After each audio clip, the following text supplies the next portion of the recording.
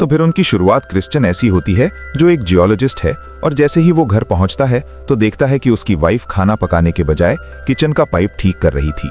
उसके इस घर में आए दिन कोई ना कोई प्रॉब्लम आते रहते थे, इसीलिए क्रिश्चियन सबको खुशखबरी देता है कि वो लोग अपने नए घर में जा रहे हैं, क्योंकि उसकी पोस्टिंग दूसरे शहर हो गई थी। सभी लोग ये खबर सुनकर खुश होते हैं और कुछ देर बाद क्रिश्चियन दोबारा अपने ऑफिस आ जाता है।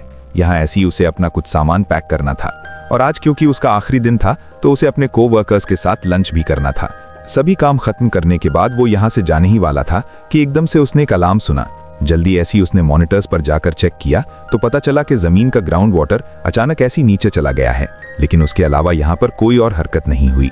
बिना वजह ग्राउंड वाटर का नीचे जाना सेंस नहीं बना रहा था। वो परेशान हो गया। तब उसके बॉस ने उसे कहा, परेशान होने वाली कोई बात नहीं है, देखो सभी पहाड़ अभी बिल्कुल ठीक हैं, यहाँ ऐसी किसी किस्म की सेंसेशन नहीं आ रही, इसीलिए सब कंट्रोल में है।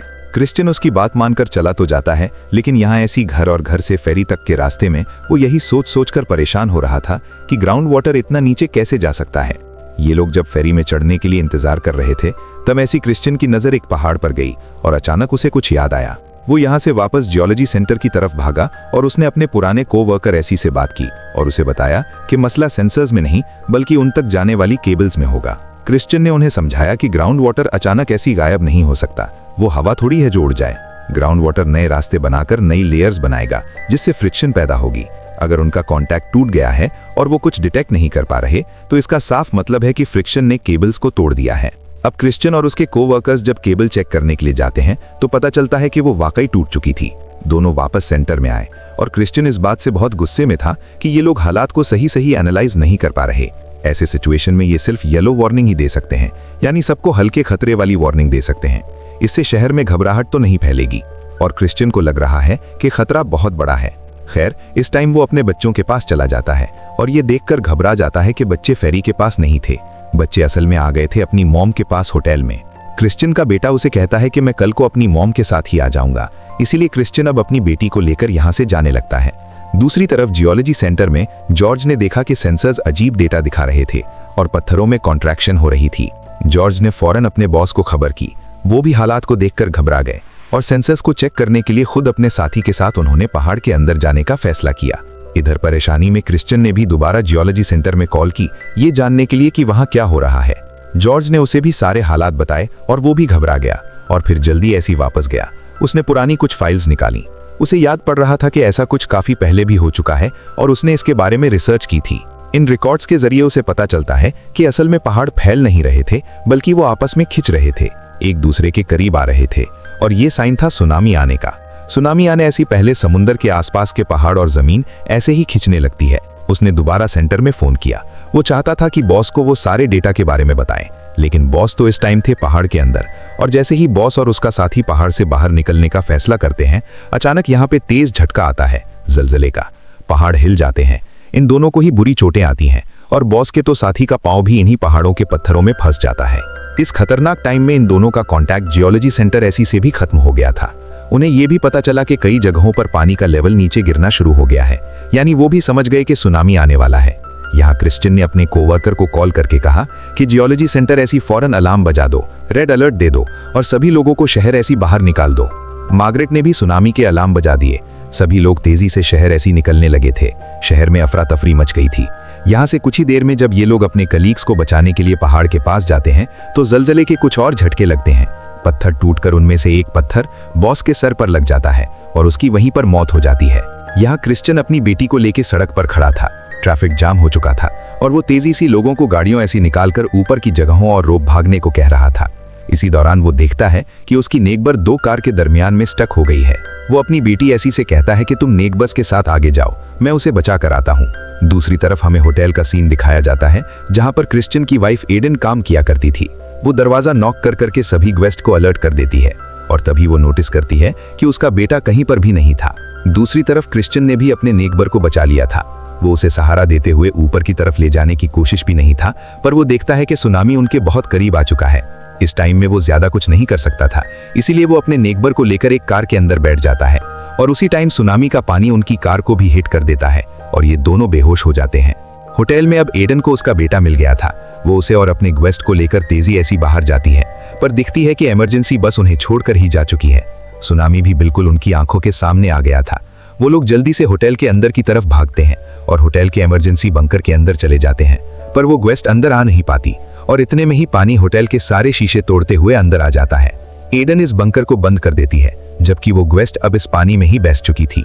एडन ने अपने बेटे के साथ मिलकर इस बंकर के सारी ही खिड़कियां हर तरफ से अच्छी तरह से सील कर दिए और ऐसा करते ही एकदम से लाइट चली गई। सीन कट हो गए। अब हमें क्रिश्चियन को दिखाया गया जो कि बेहोश हो चुका था। अब उसे होश आया तो उसने अपने साथ बैठी नेगोबोर को देखा जो खून में लथपथ थी और मर चुकी थी। ये देखकर वो बहुत ज्यादा शॉक भी होता है और उदास भी हो जाता है। इसी तरह घसीटते हुए अपने आप को इस गाड़ी ऐसी निकालकर वो आहिस्ता आहिस्ता पहाड़ी के ऊपर चढ़कर सारे बचे हुए सर्वाइवर्स को देखता है और उनमें अपनी बेटी को ढूंढने लग जाता है। जैसे ही उसे जूलिया मिली तो उसने जाकर फौरन ऐसी जूलिया को गले लगा लिया और अपने नेगोबोर को खामोश नजरों से देखा, ऐसे जैसे वो ये बताना चाह रहा हो कि मैं तुम्हारी वाइफ को नहीं बचा पाया, इसीलिए मुझे माफ कर दो। यहाँ जियोलॉजी सेंटर में जॉर्ज को कॉल आती है उस आदमी की जो बॉस के साथ पहाड़ों में फंसा हुआ था। वो जॉर्ज को बताता है कि उनके बॉस की मौत हो चुकी है और इस खबर से ये लोग सदमे में चले जाते हैं। इधर क्रिश्चियन को अब अपनी बीवी और बेटे के लिए फिक्र होने लगी थी। टूरिस्ट बस अभी तक यहाँ पर नहीं पहुंची थी, इसीलिए उसने खुद ही होटल जाकर चेक करने का फैसला किया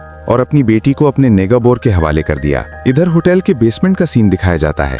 बेसमेंट में पानी अंदर आने की वजह से एडन और उसका बेटा दरवाजे को दबाए हुए थे। एडन ने अपने बेटे को कहा कि तुम यहाँ पर ध्यान रखो, मैं जरा वेंट्स के जरिए यहाँ से बाहर निकलने का रास्ता ढूंढ कर आती हूँ। जैसे ही वो दरवाजे से हटती है, पानी और तेजी से अंदर बहने लगता है और उसका बेटा उस पर गुस्सा हो जाता है कि मैं ये सब नहीं कर रहा। एडन को भी गुस्सा आता है कि इस मुश्किल वक्त में पता नहीं उसका बेटा क्या करना चाह रहा है।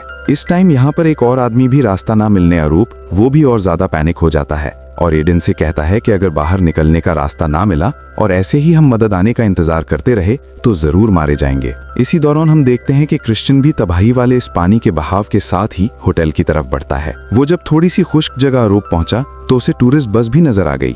उसने जल्दी से बस के अंदर देखा, यहाँ पर उसकी एक कलीग की लाश थी। ये देखकर उसे दुख तो हुआ, लेकिन दुख का एहसास फौरन ऐसी खुशी में बदल गया क्योंकि उसे ये भी एहसास हो गया था कि एडन और उसका बेटा इस बस के अंदर नहीं है और उनके जिंदा होने के चांसेस बढ़ गए हैं। दोबारा वो होटल की तरफ बढ़ जाता है और होटल में दिखाया जाता है कि अब नंबर कमरे में बहुत तेजी से पानी भर रहा था। उनकी पूरी बॉडी पानी के अंदर डूब चुकी थी और सांस लेने के लिए भी बहुत कम जगह बची थी। इस टाइम पर वो दूसरा इंसान भी बहुत ज्यादा पैनिक हो रहा था। ऊपर तक रहने के लिए और सांस लेने के लिए जब उसे कोई सहारा नहीं दिखता तो वो एडन के बेटे को नीचे धकेल देता है और उसके सहारे ऊपर रहने लगता है। एडन जब अपने बेटे को मुश्किल में दिखती है तो वो दूसरे आदमी को पानी के अंदर खींचकर उसे डुबाकर मार देती है और इस तरह अपने बेटे की जान बचा लेते हैं। अब तक हमें दिखाया गया कि क्रिश्चियन भी होटल पहुंच चुका था। पूरा होटल छानने के बाद भी उसे अपना बेटा और अपनी वाइफ कहीं नहीं दिखे थे। बेसमेंट उसने इसलिए नहीं चेक की कि वहां पर बहुत ज्यादा पानी भर चुका था। उसे नहीं लगा कि यहाँ पर कोई होगा। इस दौरान जब वो होटल से बाहर जाने वाला था तो उसे यहाँ पर अपने बेटे का बैग दिख गया।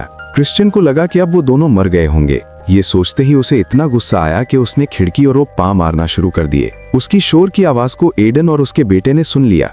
ये लोग समझ गए थे कि ऊपर कोई है। एडन को यकीन था कि ये क्रिश्चियन ही होगा जो उन्हें बचाने आया होगा। उसका ध्यान अपनी तरफ अट्रैक्ट करने के लिए वो नीचे जाकर एक रेंच ले आती है और उसे जोर जोर से वेंट के पाइप पर मारती है। क्रिश्चियन ने भी इन आवाजों को नोट कर लिया और ये समझने के लिए कि ये आवाजें कहां से आ रही हैं, उसने दोबारा खिड़की आरोप मारा। वो असल में दूसरे लोगों को सिग्नल देना चाह रहा था कि वो यहाँ पर आ चुका है। एडन और उसका बेटा भी खुश हो गए थे, लेकिन उनकी खुशी कुछ ही पल की थी क्योंकि अब वेंट्स में भी पानी आना शुरू हो गया था। क्रिश्चियन उन लोगों को बचाने के लिए बेसमेंट के अंदर चला गया, पानी के अंदर तैरता हुआ वो, जबकि यहाँ पर एडन ने अपने बेटे ऐसी कहा, तुम परेशान मत होना, मैं बाहर का दरवाजा खोलने की कोशिश करती हूँ। ये कहते ही वो पानी के अंदर चली गई और बेसमेंट का दरवाजा खोलने लगी। वो नहीं जानती थी कि क्रिश्चियन भी इसी दरवाजे को खोलने की कोशिश कर रहा है। आखिर दोनों की एफर्ट्स मिलकर ये दरवाजा फाइनल खुल जाता है। दरवाजे खुलते ही ये दोनों एक दूसरे को देखकर बहुत ही ज्यादा खुश हो जाते हैं। फिलहाल क्रिश्चियन एडन ऐसी कहता है कि तुम सीढ़ियों की तरफ ऐसी तैरते हुए ऊपर जाओ,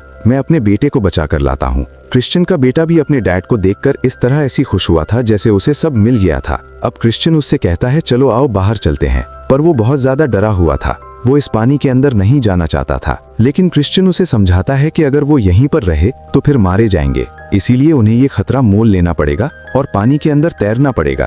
काफी देर तक तो ये तैरते रहे, लेकिन फिर एडन के बेटे के सांस रुकने लगी और उसे बचाने के लिए क्रिश्चियन ने उसे अपने मुंह ऐसी ऑक्सीजन देने की कोशिश की, जिसके बाद एनर्जी मिलने और ये लोग दोबारा तैरने लगे। जैसे ही एडन ने अपने बेटे को देखा तो फौरन उसे ऊपर की तरफ खींच लिया, लेकिन फिर उसे एहसास हुआ कि क्रिश्चियन तो कहीं भी नहीं है। असल में अपने बेटे को ऑक्सीजन देने के बाद खुद उसकी सांस रुकने लगी थी। एडन अब क्रिश्चियन को बचाने के लिए खुद अपनी जान दांव पे लगा देती है और पानी के अंदर जाकर खींचते हुए क्रिश्चियन को बाहर निकालती है। लेकिन अब क्रिश्चियन बेहोश पड़ा था। इन्हें डर लगा कि कहीं वो मर तो नहीं गया, इसीलिए वो जोर जोर से उसकी चेस्ट दबाते हैं ताकि मुंह से बाहर पानी निकल आए, और फिर उसे CPR देते हैं, यानी मुंह के जरिए सांस देते हैं, और उसके दिल को झटके भी देते हैं। कई बार भी इस तरह कोशिश करने के बाद जब क्रिश्चियन की आंखें नहीं खुलती तो ये लोग हिम्मत हार देते हैं। क्रिश्चियन का बेटा ये नहीं देख सकता था कि उसके डैड की जान उसकी वजह से चली गई।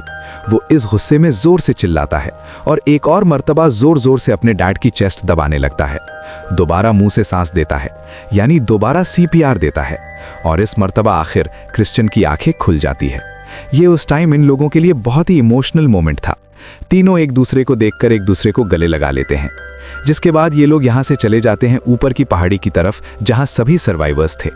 जूलिया पहाड़ी पर बैठी इन लोगों का इंतजार कर रही थी और बहुत ही ज्यादा परेशान भी थी। अब जब उसने हेलीकॉप्टर की आवाज सुनी तो और भी ज्यादा उदास हो गई, क्योंकि उसे लग रहा था कि उसकी फैमिली नहीं आएगी और बस उसे ही रेस्क्यू किया जाएगा। वो अभी हेलीकॉप्टर में जाने को तैयार भी नहीं थी। बेचैनी उसकी बढ़ती रही और तभी उसने दूर से आते ही अपने मॉम, डैड और भाई को देख लिया। देखते ही उसकी जान में जान आ गई थी। वो भागते हुए अपने डैड की तरफ गई और क्रिश्चियन ने भी उसे गोद में उठा लिया। ये पूरी फैमिली बहुत ज्यादा खुश थे, क्योंकि इतनी बड़ी आफत के बावजूद भी वो एक दूसरे को दोबारा मिल गए थे। ये ऐसा ही था कि जैसे उन्हें एक नई जिंदगी मिली हो एक दूसरे के साथ। इन लोगों को भी अब रेस्क्यू कर लिया जाता है और ऐसे ही ये मूवी यहाँ खत्म हो जाती है।